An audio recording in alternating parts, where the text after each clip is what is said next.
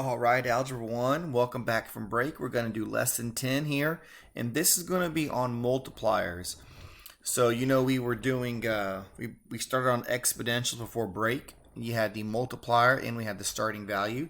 So we're going to work on some multiplier stuff today. So as usual, make sure you pause and copy down what you need. We're actually here. This is going to be today's stuff on page 27 of your interactive notebook. Okay, some vocab. Oh, and I didn't realize this T here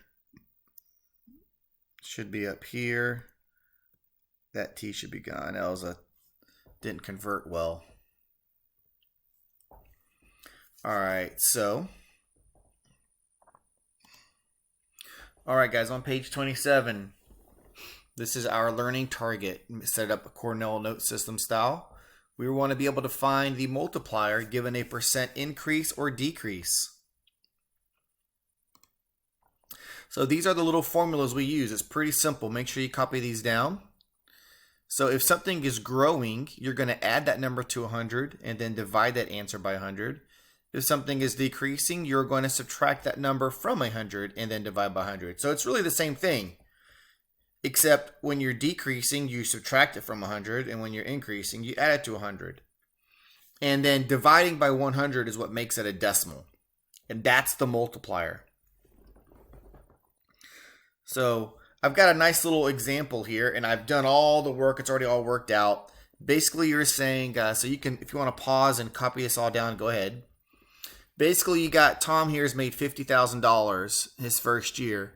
And every year he's going to get an 8% increase. Look, that's not normal. So don't expect that in real life. But so finding the multiplier for this. So if he's increasing by 8%, you can go ahead and multiply 50,000 by 8%, and you'll get $4,000. Add that to 50, and you get 54,000.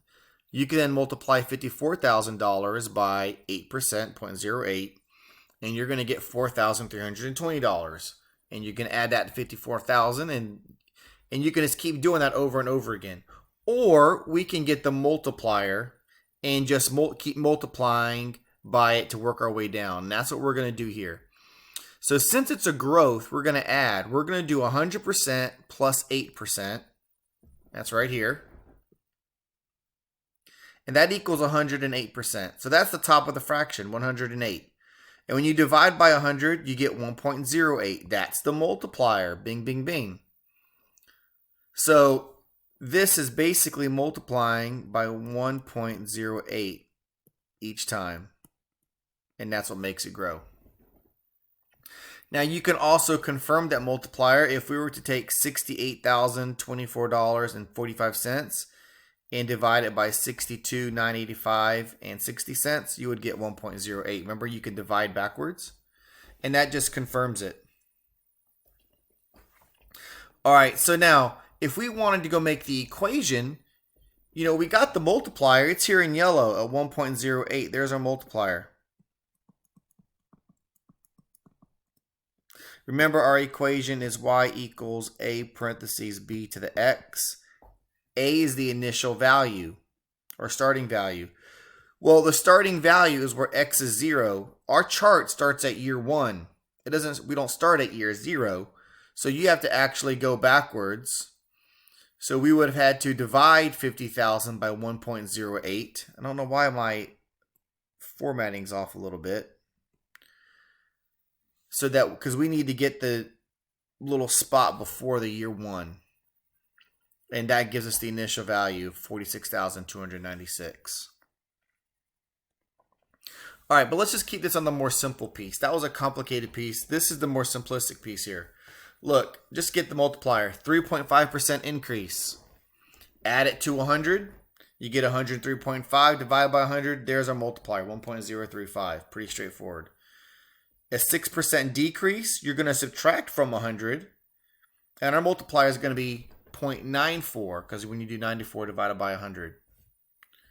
And so that's it for now with the video. Make sure that you guys check your assignments so you can go ahead and get those taken care of. I didn't put them into the video. I forgot to write on the slide. Just check your assignment section and you can knock those babies out. We'll see you guys in Zoom, and everybody stay safe and take care.